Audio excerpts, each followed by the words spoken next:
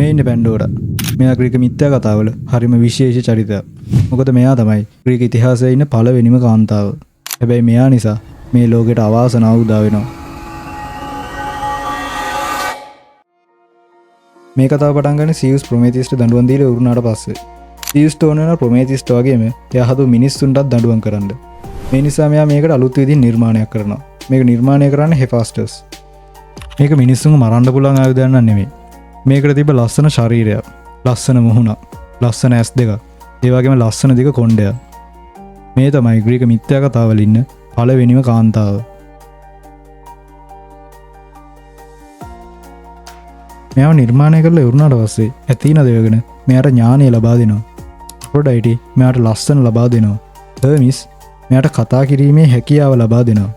එතකොට සියුස් මෙයාට කුතුහලය කියන හැඟීම ලබා දෙනවා. මේ විදිහට ඔලිම්පස් වල ඉන්න දෙවිවරු හැම කෙනෙක්ම මෙයාට මොකක්ම හරි තෑග්ගක් ලබා දීලා තියෙනවා. මේ නිසා දෙවිවරු එකතු වෙලා මෙයාව නම් කරන්නේ පැන්ඩෝරා කියලා. මේ නමේ තේරුම වෙන්නේ දෙවියන්ගෙන් දායාද ලැබූ කාන්තාව කියන එක. මේ හැමදේම ඉවරුනාට පස්සේ සියුස් පැන්ඩෝරාට තවත් තෑග්ගක් දෙනවා. ඒ තමයි ලස්සන භාජනයක්. මේක දෙද්දි සියුස් එක දෙයක් කියනවා. ඒ තමයි මේක කවදාවත් විවෘත කරන්න එපා කියලා. හැබැයි මේක තමයි සියුස් මිනිස්සුන්ට දෙන්න හදන දඬුවම. මොකද මේ වාජනේ නිකම්ම නිකන් එකක් නෙමෙයි. මේක ඇතුලේ තමයි මේ ලෝකයේ දැනට තියෙන අඳුරු බලවේග වේදනාවල් හැම එකක්ම හිර කරලා තියෙන්නේ. ඉතින් මේක සියුස් පැන්ඩෝරාට දෙන්නේ මේ හැම දෙයක්ම ලෝකෙට පතුරවන්න ඕන නිසා. ඊට පස්සේ පැන්ඩෝරාව ප්‍රොමේතියස්ගේ මල්ලි වෙච්ච එපිමීතියස් ළඟට යවනවා.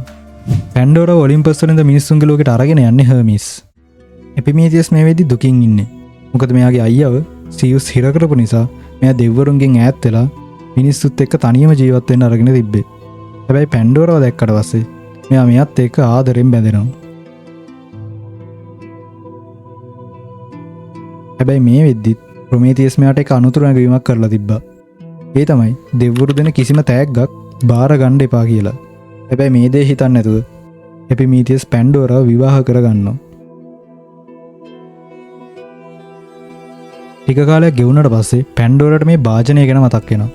මෙයාට මේ භාජනයේ ඇතුලේ තියෙන මොකක්ද කියලා බලන්න ඕන වෙනවා. හැබැයි සියුස් කරපු අනුතුරු නැගීමත් මෙයාට මතක් වෙනවා. ඒත් මේ කිසි දෙයක් හිතන්නේ නැතුව පැන්ඩෝරා මේ භාජනයේ පියන පොඩ්ඩක් අරිනවා.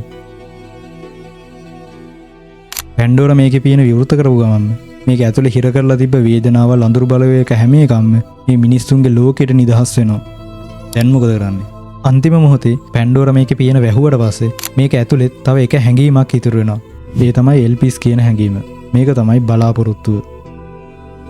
ඉතින් පැන්ඩෝරාතෙන් වැරදීමකින් නිදහස් වෙච්ච මේ වේදනාව ලෝකයේ පුරා මේ වෙනකොටත් පැතිරලා තියෙන්නේ. මේ විදිහට තමයි මිනිස්සුන්ට එක එක විදිහේ වේදනාවල් ලැබිලා තියෙන්නේ. ඉතින් කොච්චර මේ ලෝකේ නරක දේවල් අඳුරු දේවල් සිද්ධ වුණත් අපි අතර බලාපොරොත්තුව කියන දේ තාමත් ඉතුරු වෙලා තියෙනවා. මේක තමයි පැන්ඩෝරාගේ කතාවෙන් සංකේතවත් වෙන්නේ. ග්‍රීක මිත්‍යා කතාවල මේ හැඟීම් වලට ස්වරූපයක් ලබා දීලා තියෙනවා. මේ නිසා මේ ස්වරූප හඳුන්වන්නේ ඩයිමොන්ස්ලා කියලා. ඩීමොන්ස්ලා නෙමෙයි ඩයිමොන්ස්ලා. මේ හැඟීමුත් කොටස් දෙකකට බෙදෙනවා. ඒ තමයි හොඳ හැඟීම් සහ නරක හැඟීම් විදිහට. හොඳ හැඟීම් හඳුන්වන්නේ යූ ඩයිමොන්ස් කියලා. එතකොට නරක හැඟීම් හඳුන්වන්නේ කක ඩයිමොන්ස් කියලා. කක නෙමෙයි කක ඩයිමොන්ස්. මේ නරක හැඟීම් වලට උදාහරණ විදිහට කෝනෝස්, ලීමෝස්, නෝසෝස්, ලීති, ඇල්ගෝස්, හයිබ්‍රිස් කියන හැඟීම් අපිට ගන්න පුළුවන්. එතකොට හොඳ හැඟීම් වලට උදාහරණ විදිහට ටයිකී, කරීටිස්, එල්පිස් කියන හැඟීම් අපිට ගන්න පුළුවන්.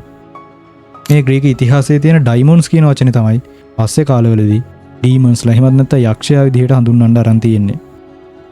හැබැයි ග්‍රීක මිත්‍යා කතාවලදී මේ ඩයිමොන්ස්ලා කියලා කියන්නේ මිනිස්සුන්ගේ හැඟීම් නිරූපණය කරන්න ඉන ස්වරූප වලට විතරයි. හැබැයි තාම කතාව ඉවර නැහැ. මේ නිදහස් වුණ බලවේග නිසා මිනිස්සු එක්කිනාට එක්කිනා යුද්ධ කරන්න පටන් ගන්නවා. මිනිස්සු අතර සමගියක් නැති වෙනවා. මිනිස්සු අතර ලෙඩ රෝග පැතිරෙනවා. වේදනාවල් ඇති වෙනවා. මේ නිසා මේ හැමදේම නැති කරන්න හිතාගෙන සියුස් මේ ලෝකයට ලොකු ගම් වතුරක් එවනවා. මේක ග්‍රීක මිත්‍යා කතාවල හඳුන්වන්නේ The Great Flood එහෙමත් නැත්නම් මහා ජල ගැල්ම විදිහට. ඒ ගැන අපි ඊළඟ වීඩියෝෙන් කතා කරමු.